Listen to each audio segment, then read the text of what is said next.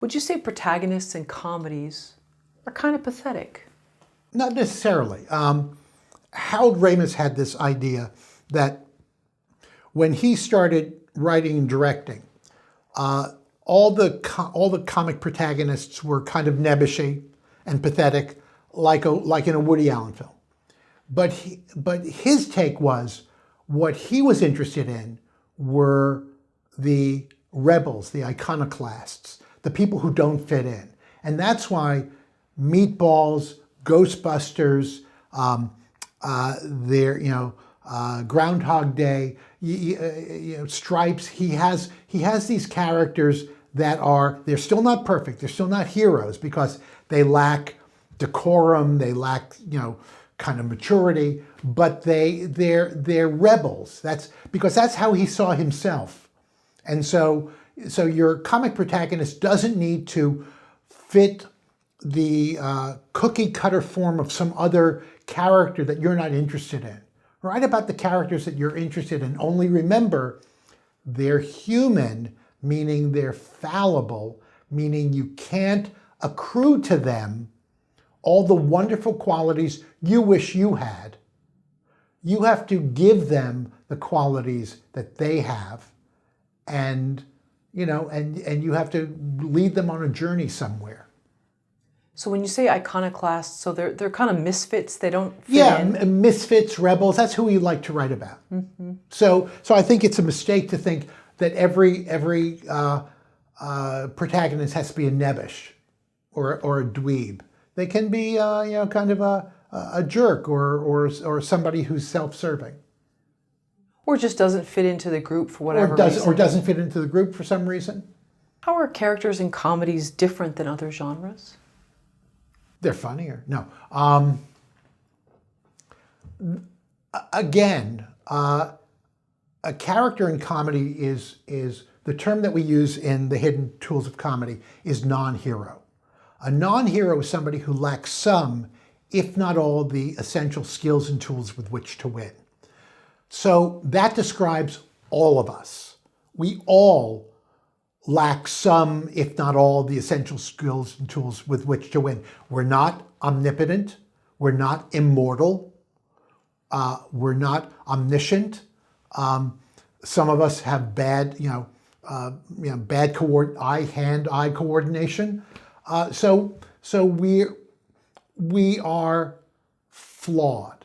And so in a comic protagonist, your protagonist is flawed only to the extent that they need to be flawed. In other words, you don't need to make him the stupidest person in the world. Because listen, as we like to say, you're not as smart as you'd like to think you are.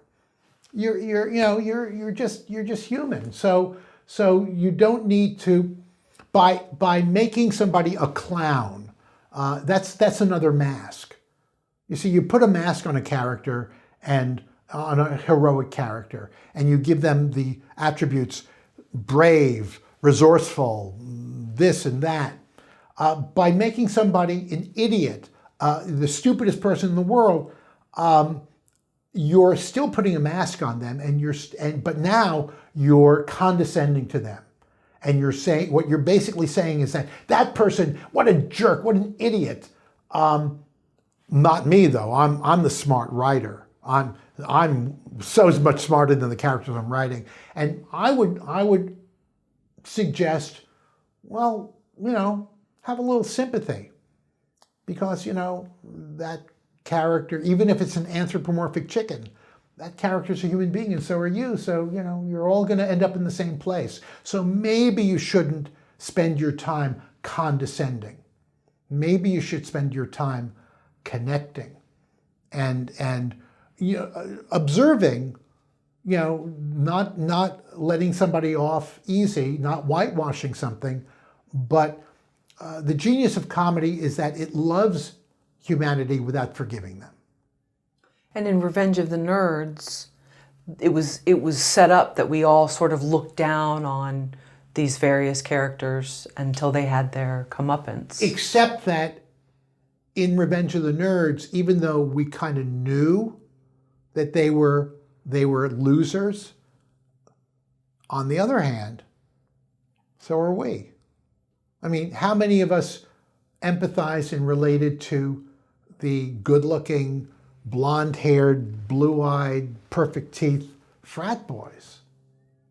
No, we in our heads, we're all losers. In our heads, we're all misfits. In our heads, we're all less than. And the genius of comedy is that it knows that. And it says, it's okay. Your secret's safe with me. I'll be the jerk. I'll be the loser for all of you. Because the reality is that that's what frightens us more than death. You know what's the most frightening thing to people? Public speaking. Because in public speaking, you're exposed. Am I smart enough? Do I look good enough? And that's what we all fear, that we're going to be exposed. And a comedian is the person who simply has the courage to get up in front of a large group of strangers and admits to being human. Whereas many of us,